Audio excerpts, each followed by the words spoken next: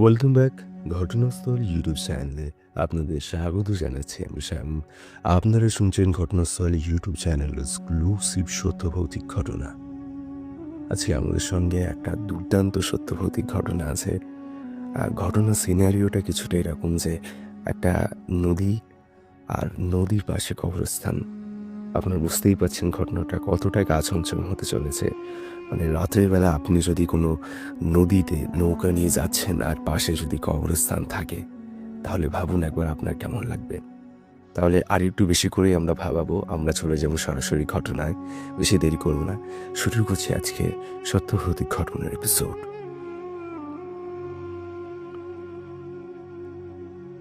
আমার নাম শফিক। আমি কিশোরগঞ্জের ইটনা থানার একটা গ্রামে থাকি। এই ঘটনা আজ থেকে প্রায় 3 বছর আগে, 2023 সালের নভেম্বর মাসের শেষের দিকে। আমার মামাতো বোনের বিয়ে ছিল নেত্রকোনায়। বিয়ে শেষ হতে হতে রাত হয়ে গিয়েছিল অনেক।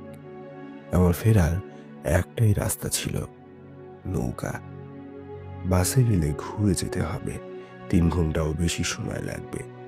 কিন্তু নৌকায় নদী দিয়ে সোজা চলে এলে 1.5 ঘন্টায় পৌঁছে যাব। আমার পরদিন সকালে অফিস ছিল, তাই ঠিক করলাম নৌকাতেই ফিরব। রাত তখন 11:30 বাজে। আমি নৌকা ঘাটে পৌঁছালাম। ছোট্ট ঘাট, কয়েকটা নৌকা বাঁধা আছে। আমি জিজ্ঞেস করলাম, ইটনা যাবে কেউ? একজন বয়স্ক মাঝি বলল, যাব, তবে রাত হয়ে গেছে। 2-3 জন যাত্রী আরো দরকার, একা নিয়ে যেতে পারবো না। আমি বসে অপেক্ষা করতে লাগলাম। কিছুক্ষণ পর আরো 3 জন এলো। একজন বৃদ্ধ মানুষ, একজন মধ্যবয়সী লোক আর একজন কিশোর ছেলে।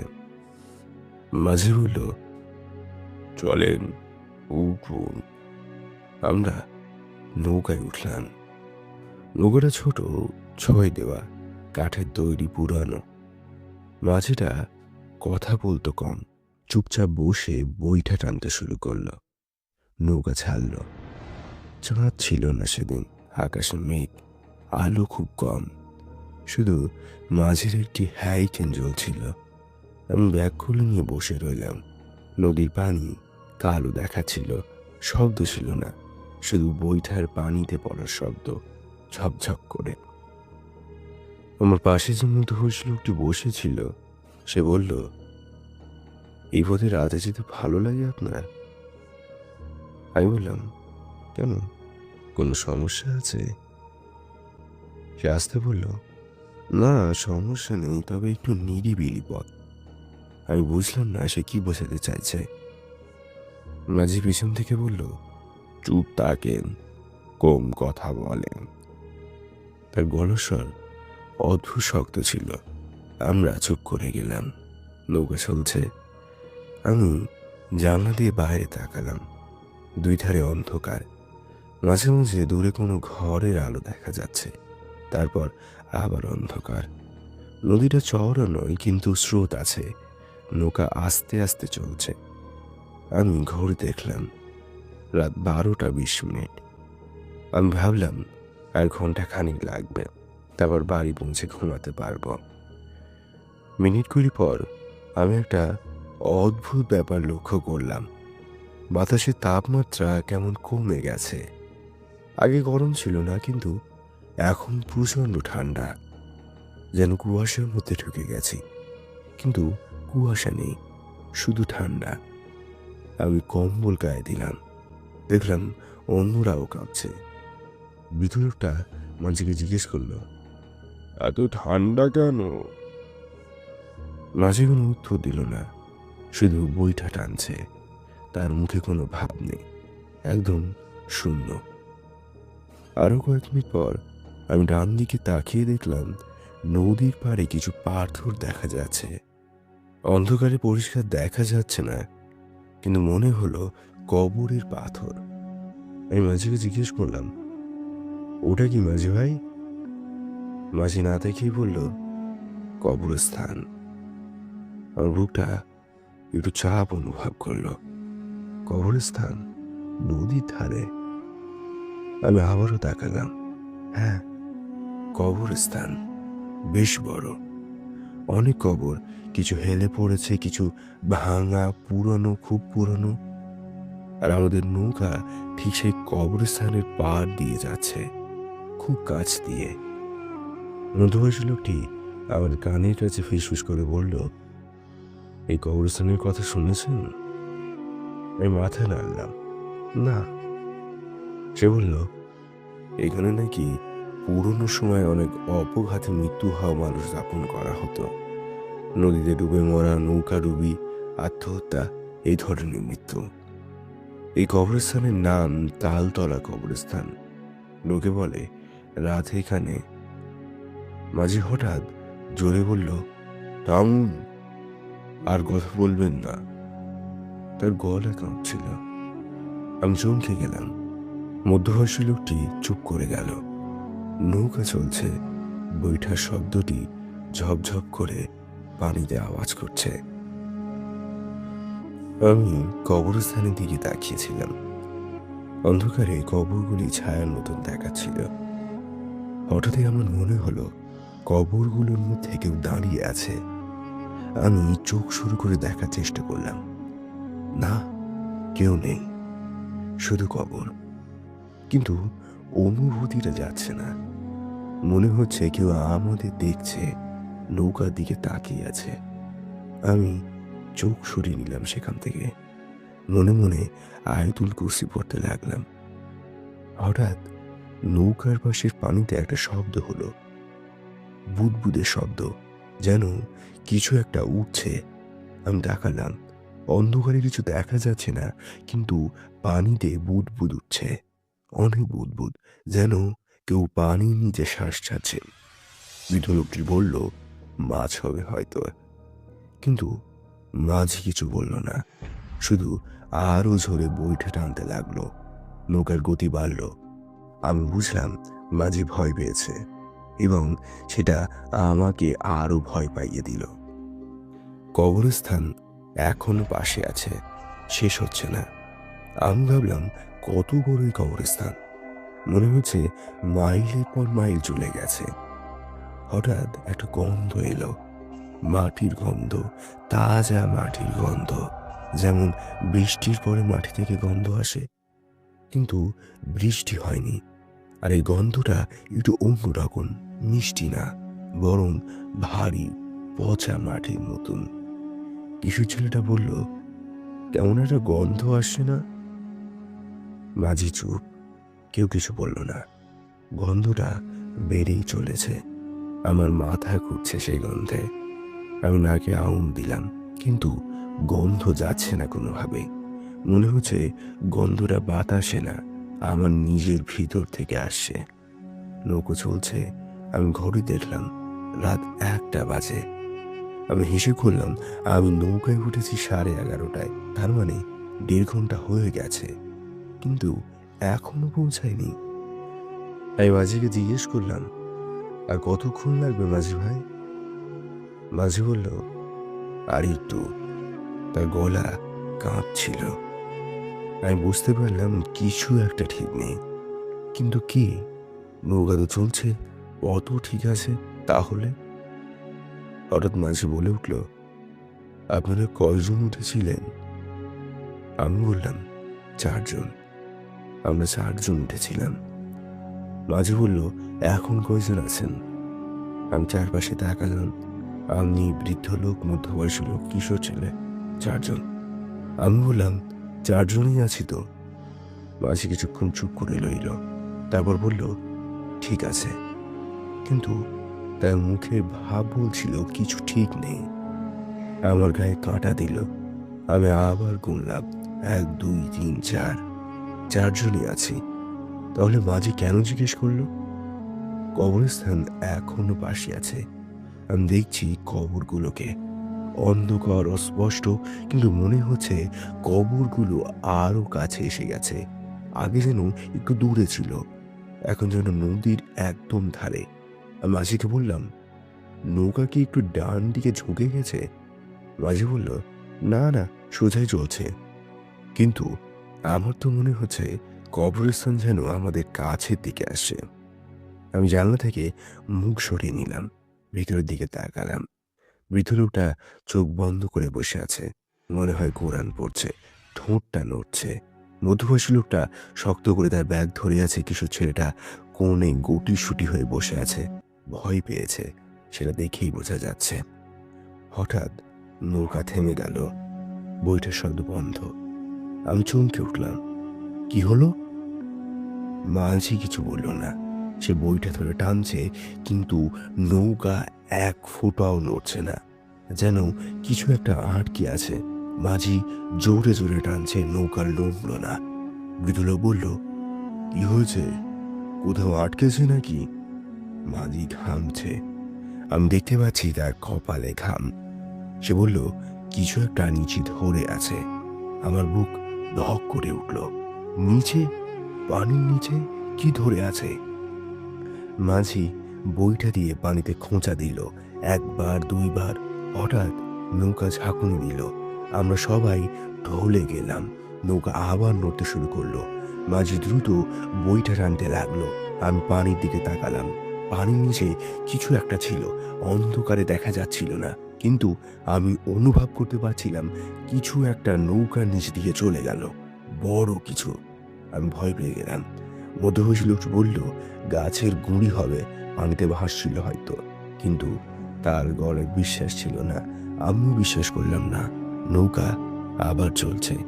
কবরস্থান এখনো পাশে আছে, শেষ হচ্ছে না। আমার মনে হতে লাগলো, এই কবরস্থানের কি শেষ নেই? আমি মাঝিকে জিজ্ঞেস করলাম, এই কবরস্থান কত বড় মাঝি ভাই? মাঝি বলল, জানি না, অনেক বড়। আমি বললাম, আমরা কতক্ষণ ধরে পাশ দিয়ে যাচ্ছি? মাঝি কিছুক্ষণ চুপ করে রইল, তারপর বলল, আধ ঘন্টা হবে। আমি হতবাক হয়ে গেলাম। আধ ঘন্টা? এত বড় কবরস্থান! আমি কখনো এমন বড় কবরস্থানের কথা শুনিনি। হঠাৎ কিশোর ছেলেটা চিৎকার করে উঠল, ওখানে, ওখানে তো আছে! আমরা সবাই তাকালাম। সেই কবরস্থানের দিকে আঙুল দিয়ে দেখাচ্ছে। আমি তাকালাম, কবরগুলোর মধ্যে একটা ছায়া দেখা যাচ্ছে, দাঁড়িয়ে আছে, নড়ছে না, শুধু দাঁড়িয়ে। আবার শ্বাস বন্ধ হয়ে এলো। মাঝি বলল, দেখবেন না, চোখ ফেরান ওখান থেকে। কিন্তু আমি তাকিয়ে রইলাম। ছায়াটা এখনো সেখানে। আমি বুঝতে পারছি না ওটা গাছ নাকি মানুষ। অন্ধকারে স্পষ্টতা দেখা যাচ্ছে না, কিন্তু আকৃতিটা মানুষের মতন, লম্বা, দাঁড়িয়ে আমাদের দিকেই তাকিয়ে আছে। বৃদ্ধ লোকটা জোরে জোরে লা ইলাহা ইল্লাল্লাহু মুহাম্মাদুর রাসূলুল্লাহ পড়তে শুরু করলো। আমিও পড়লাম, মধ্যবয়সী লোকটাও। আমরা সবাই পড়ছি। মাঝি বইটা টানছে। নৌকা দ্রুত চলছে। ছায়াটা পেছনে পড়ে গেল। আমি স্বস্তির নিঃশ্বাস ফেললাম, কিন্তু সেই স্বস্তি বেশিক্ষণ থাকলো না, কারণ একটু পরে আবার একটা ছায়া দেখা গেল, এবার আরেকটু কাছে। আমি আতঙ্কিত হয়ে গেলাম। মাঝি বলল, চোখ বন্ধ করুন সবাই, কিছু দেখবেন না। আমি চোখ বন্ধ করলাম, কিন্তু কান বন্ধ করতে পারলাম না। আর তখন শুনলাম কেউ আমার নাম ধরে রাখছে, শফিক, এই শফিক, শফিক। আমার চোখ খুলে গেল। আমি চারিপাশে তাকালাম। কে ডাকলো? অন্যরা কিছু শুনছে কিনা দেখলাম। কেউ কিছু বলল না, হয়তো শুধু আমি শুনেছি, কিন্তু স্পষ্ট শুনেছি আমার নাম, শফিক। আবার, এবার আরো কাছ থেকে, যেন নৌকার বাইরে কেউ দাঁড়িয়ে রাখছে। আমি জানলা দিয়ে বাইরে তাকালাম, কেউ নেই, শুধু অন্ধকার পানি আর পাশে কবরস্থান। আমি মাথা ঘুরিয়ে নিলাম, মনে মনে বললাম, এটা আমার মনের ভুল, কেউ ডাকছে না। কিন্তু তৃতীয়বার যখন ডাক এলো, তখন আমি নিশ্চিত হলাম এটা মনের ভুল নয়। শফিক, নেমে এসো।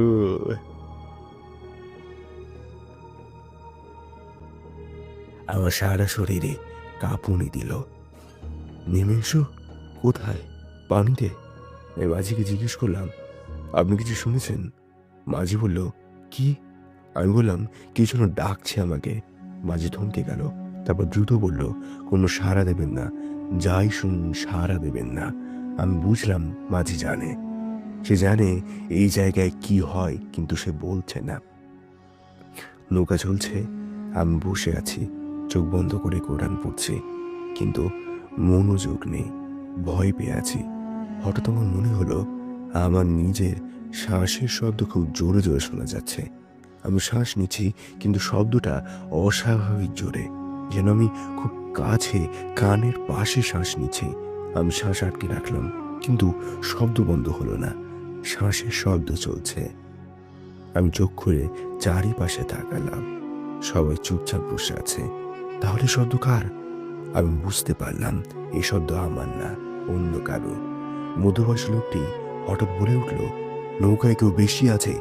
আমি তাকালাম, সে কাঁপছে, বলল, আমার মনে হচ্ছে কেউ বেশি আছে। মাঝি বলল, চুপ করুন, এসব বলবেন না। কিন্তু লোকটা থামলো না। না না না, আমি অনুভব করছি কেউ আছে, এখানেই কেউ আছে, আমাদের মধ্যেই আছে। আমার বুক ধড়ফড় করতে লাগলো। আমি তাকালাম চারপাশে, আমরা 4 জন, মাঝি মোট 5 জন, কিন্তু মনে হচ্ছে যেন আরো কেউ আছে, যেন 6 জন। আমি গুনলাম, 1 2 3 4, আমরা 4 জন, কিন্তু কেন মনে হচ্ছে বেশি? বৃদ্ধ লোকটা জোরে জোরে দোয়া পড়তে লাগলো। কিশোর ছেলেটা কাঁদছে। মধ্যবয়সী লোক বলল, আমরা কি কবরস্থান পার হয়ে গেছি? মাঝে বলল, আর একটু। কিন্তু আমার মনে হলো এই আর একটু কখনো শেষ হবে না। আমরা এই কবরস্থানের পাশ দিয়ে চিরকাল যেতে থাকবো, কখনোই শেষ হবে না। এই ভাবনা আমাকে পাগল করে দিচ্ছিল। আমি মাঝিকে বললাম, দ্রুত চালান, যত দ্রুত পারেন। মাঝি বলল, চালাচ্ছি, কিন্তু আমার মনে হচ্ছিল নৌকো খুব ধীরে চলছে, খুবই ধীরে। হঠাৎ পানিতে আবার শব্দ হলো, ঝপাস করে, যেন কিছু একটা পড়লো। আমরা সবাই চমকে উঠলাম। মাঝি বলল, কিছু না, মাছ। কিন্তু আমি জানি এটা মাছ নয়, মাছ এত বড় আর এত শব্দ করে না। আমি জানালা দিয়ে তাকালাম, পানিতে ঢেউ উঠছে, যেন কেউ সাঁতার কাটছে, নৌকার পাশাপাশি চলছে। আমি স্তম্ভিত হয়ে দেখছি, পানির ওপর কিছু দেখা যাচ্ছে না, কিন্তু নিচে নিচে কিছু একটা আছে। আমি নিশ্চিত। আমি চোখ সরিয়ে নিলাম, আর দেখলাম না। মাঝি হঠাৎ বলল, আপনারা কি সবাই বিবাহিত? অদ্ভুত প্রশ্ন এই মুহূর্তে। আমি বললাম, হ্যাঁ। বৃদ্ধ লোক বলল, হ্যাঁ। কিশোর ছেলে বলল, না। মাঝি বলল, বাচ্চা আছে? আমি বললাম, হ্যাঁ, একটা। মাঝি মাথা নাড়ল, তবে বলল, আচ্ছা। আমি বুঝলাম না সে কেন এসব জিজ্ঞেস করছে, কিন্তু জিজ্ঞাসা করলাম না। হয়তো তার নিজের ভয় কাটানোর চেষ্টা, হয়তো কথা বলে স্বাভাবিক রাখার চেষ্টা করছে। আরো 10 মিনিট কেটে গেল। আমি ঘড়ি দেখলাম, রাত 2টা বেজে গেছে। আমরা নৌকায় উঠেছি 11:30টায়, তার মানে 2.5 ঘন্টা হয়ে গেছে, কিন্তু পৌঁছায়নি। 1.5 ঘন্টায় পৌঁছানোর কথা ছিল। কোথায় আছি আমরা? আমি মাঝিকে জিজ্ঞেস করলাম, আমরা কি পথ হারিয়েছি? মাঝি বলল, না, পথ ঠিক আছে। আমি বললাম, তাহলে এত সময় লাগছে কেন? মাঝি কিছু বলল না। হঠাৎ কবরস্থান শেষ হলো। আমি দেখতে পেলাম পাশে আর কবর নেই, শুধু খালি মাঠ। আমি স্বস্তির নিঃশ্বাস ফেললাম। আলহামদুলিল্লাহ। বৃদ্ধ লোকটি বলল, আলহামদুলিল্লাহ। মাঝি একটু দ্রুত বইটা টানতে লাগলো। নৌকার গতি বাড়ল। আমি অনুভব করলাম তাপমাত্রা আস্তে আস্তে বাড়ছে, ঠান্ডাও কমেছে, আর গন্ধটাও কমেছে। আমি বুঝলাম আমরা সেই জায়গা পার হয়ে গেছি যেখানে কিছু ছিল। এখন আমরা নিরাপদ। মিনিট 20 পর আমরা ঘাটে পৌঁছালাম। আমি নৌকা থেকে নামলাম, কিন্তু আমার পা ঠক ঠক করে কাঁপছিল। অন্যরাও নামলো। মাঝিকে টাকা দিলাম, মাঝি নিল, কিছু বলল না। আমি জিজ্ঞেস করলাম, আজ এমন কেন হলো? মাঝি বলল, জানি না, মাঝে মাঝে হয়।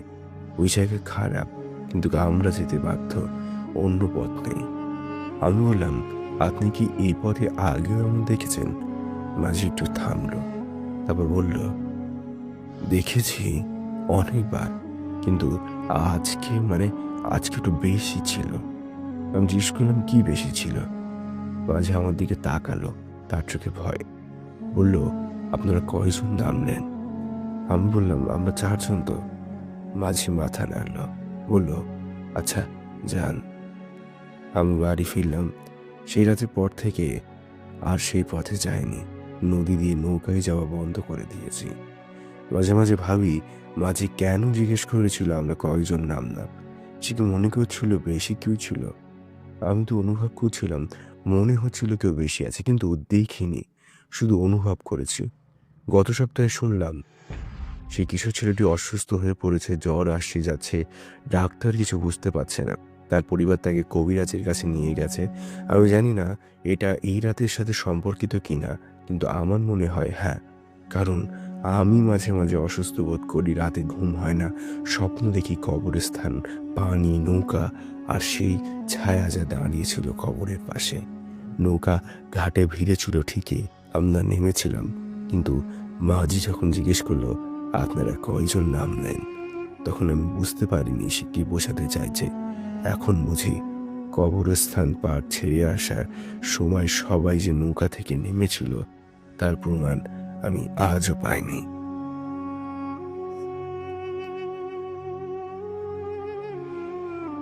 এই ঘটনাটি আমার মায়ের কাছ থেকে শোনা। তিনি যখন ছোট ছিলেন ওই সময়টাতে গ্রাম অঞ্চলের দিকে মানুষের প্রধান পেশা ছিল পুরোপুরিভাবে কৃষি। এখন যেমন ব্যবসার প্রচলন ব্যাপকভাবে ঘটেছে, তখন তেমন ছিল না। সে সময় রাতের বেলায় প্রায়শ ক্ষেত থেকে ধান চুরি হয়ে যাওয়ার ঘটনা শোনা যেত। এ কারণে গ্রামের লোকজন মিলে ঠিক করে যে তারা কাউকে পাহারাদার হিসেবে নিয়োগ দিবে এবং মাস শেষে সবাই মিলে কিছু টাকা দিয়ে তার বেতন পরিশোধ করবে। যেই কথা সেই কাজ, তাকে নিয়োগ দেওয়া হলো। পাহারাদার ছিল যুবক একজন লোক, কিন্তু গরিব, যে কারণে রাতের বেলায় কাজটা করতে সে রাজি হয়ে যায়। সে যখন পাহারায় আসতো তখন দৌড়ে দৌড়ে পুরো খেতে একবার চক্কর দিত, আর কে রে ওখানে, কে রে ওখানে বলে চিৎকার দিত, দেখার জন্য কোনো নরণচরণ হচ্ছে কিনা আশেপাশে। প্রথম 1 মাস তেমন কোনো সমস্যা হয় না, কোনো চুরির খবরও পাওয়া যায় না। কিন্তু একদিন ভোরবেলা এক কৃষক ক্ষেতের পাশে একটা ডোবায় তার লাশ খুঁজে পায়। তার মাথা কেটে ফেলা হয়েছিল আর হাত পা বেঁধে রাখা হয়েছিল। ক্ষেতের খানিকটা অংশ রক্তে ভরেছিল। লোকেরা ভাবে হয়তো চোরেরা এই কাজ করেছে। এই ঘটনার পরেও চুরির ঘটনা তেমন পাওয়া যায়নি, হয় না বললেই চলে। কিন্তু নতুন একটা ঘটনার আবির্ভাব হয়। প্রায় রাতে যারা হাট থেকে বাড়ি ফেরে তারা নাকি দেখেছে প্রতি রাতে কি জানি লণ্ঠন হাতে ক্ষেতের পাশ দিয়ে দৌড়ায় আর ঘর ঘর ঘর ঘর করে আওয়াজ করে, এবং প্রতিদিন সকালে ক্ষেতের ওই নির্দিষ্ট জায়গায় যেখানে ওই পাহারাদারের লাশের রক্ত পাওয়া গিয়েছে সেখানে তাজা রক্ত পড়ে থাকতে দেখা যায়। প্রতিদিনই এই ঘটনা ঘটে। তাই কিছু লোক মিলে ঠিক করে এবার তারা রাতের বেলায় ক্ষেতের মাঝে লুকিয়ে দেখবে ঘটনা কি। এক রাতে তারা তাই করে। রাত ঠিক 3টার দিকে ঘটে ঘটনা। দূর থেকে তারা দেখতে পায় লাঠি ও লণ্ঠন হাতে সাদা পোশাকের কে যেন এদিকে দৌড়ে আসে, আর দূর থেকেও ঘর ঘর ঘর ঘর আওয়াজটা পাওয়া যাচ্ছে। কিছুটা কাছে আসতে তারা ভয়ে শিউরে ওঠে। এটা আর কেউ নয়, ওই পাহাড়দার যে মারা গেছে, তার ঘাড়ে কোনো মাথা নেই, তাই ওখান থেকেই আওয়াজটা হচ্ছে। তারা যেখানে লুকিয়েছিল সেখানে এসেই আত্মাটা দাঁড়িয়ে পড়ে, তাদের দিকে কাঁধ ফিরে তাকায় যেন তাদেরকেই দেখছে, এবং আরও একবার ঘর ঘর ঘর ঘর আওয়াজ করে দৌড়ে চলে যায়। এই ঘটনাটা দেখে তারা সবাই জ্ঞান হারিয়ে ফেলে সেখানে। এই ঘটনাটা বেশ অনেকদিন ধরে চলে।